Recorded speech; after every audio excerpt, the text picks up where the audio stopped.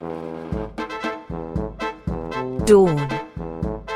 A chill kissed the stone floors of the Abbey of the Sacred Heart.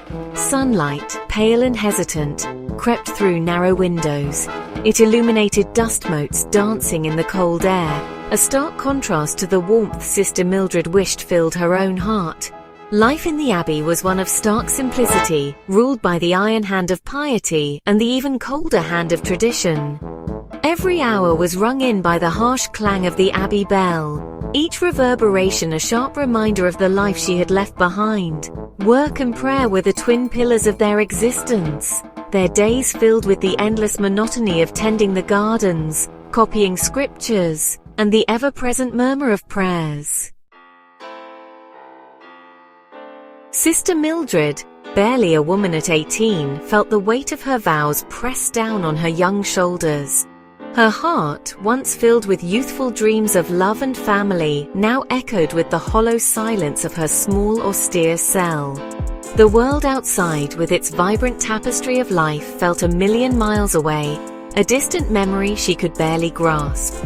She had come to the Abbey seeking solace, a sanctuary from a world that had brought her nothing but pain.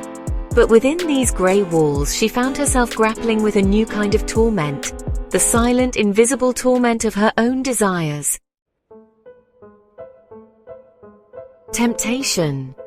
It slithered into her thoughts like a viper, whispering tales of the life she had forsaken, the warmth of a loving embrace, the laughter of children, the simple joy of a life lived outside these walls. These thoughts, these insidious whispers, were her constant companions, their presence a source of shame and guilt. Discipline was swift and unforgiving, a day of fasting for a stray thought, a night on the cold stone floor for a dream filled with forbidden desires. Each act of penance, a desperate attempt to quell the storm raging within her soul, only seemed to amplify the longing in her heart. All Hallows Eve. A night when the veil between the living and the dead was thinnest. A night of fear and superstition, even within the consecrated walls of the Abbey. The sisters, usually stoic and reserved, seemed to shrink further into themselves, their faces etched with a mixture of apprehension and morbid fascination. For Sister Mildred, it was a night of heightened anxiety. The stories whispered in hushed tones by the older nuns about spirits and demons seemed to amplify the shadows that danced in the corners of her cell.